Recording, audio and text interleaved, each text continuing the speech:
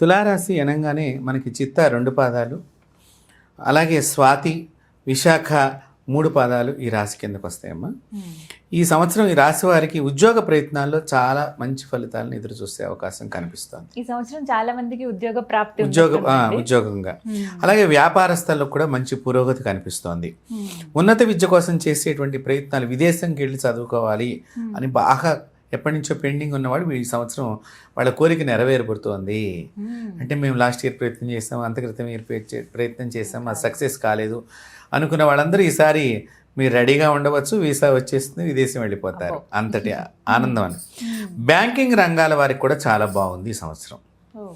బ్యాంకులో పనిచేసేటువంటి వాళ్ళకి, అలాగే బోధించేటువంటి విషయంలో ఉండేటువంటి వారికి, అలాగే ప్రింటింగ్ రంగం వాళ్ళకి, ప్రింటింగ్ ప్రెస్ నడుపుకుంటున్నాము లేదా ఏదో ప్రింటింగ్ బిజినెస్ చేస్తున్నాము, అలాగా రకరకాలుగా దానిలో కూడా ఉంటాయి, వాళ్ళందరికీ కూడా బాగుంది.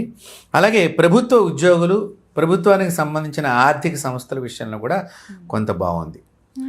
కాబట్టి ఈ తులారాశిలో ఈ ముఖ్యంగా ఈ యొక్క గ్రహస్థితులు కొన్ని ఉపయోగకరంగా ఉండేటువంటి పరిణామం కనిపిస్తోంది. అలాగే గురువు దృష్ట్యా మనం చూసుకున్నట్లయితే, గురుగ్రహ సంచారం కనుక మనం చూసినట్లయితే వీళ్ళు ఏ ప్రయత్నం చేస్తారో ఆదాయం గురించి అది విజయంగా అయిపోతుంది, కలిసి వస్తాయన్నీ.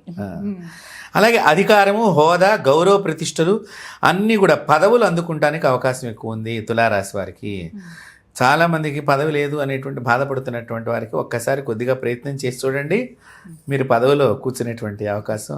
అయితే ఈ సంవత్సరం తులారాశి వారికి అందరికంటే బాగున్నట్టుంది. కాబట్టి ఇలాగా వీరికి మంచి లాభం కనిపిస్తోంది. రాజకీయ రంగంలో వారికి కూడా మంచి పదవులు వస్తాయి. అలాగే ఆర్థిక పరిస్థితి మెరుగుపడేటువంటి అవకాశం కనిపిస్తోంది వీళ్ళకి.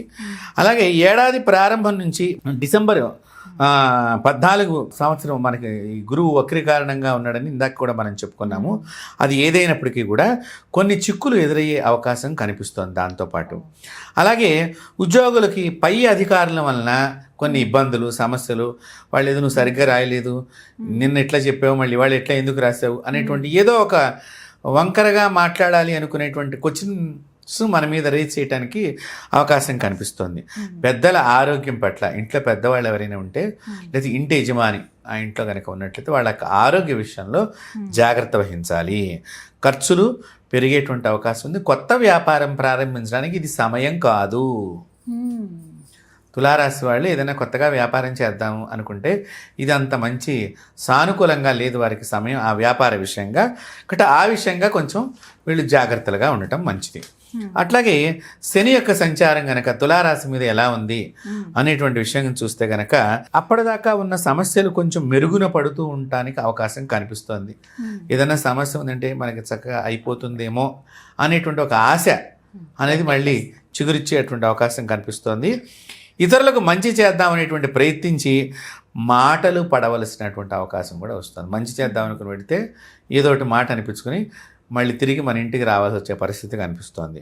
కాబట్టి జాగ్రత్తలు తీసుకోకపోతే జూలై నుంచి డిసెంబర్ 27వ తారీఖు దాకా జాగ్రత్తలు తీసుకోకపోతే కొన్ని ప్రమాదాలు కూడా వీళ్ళకి పొంచి ఉన్నాయి.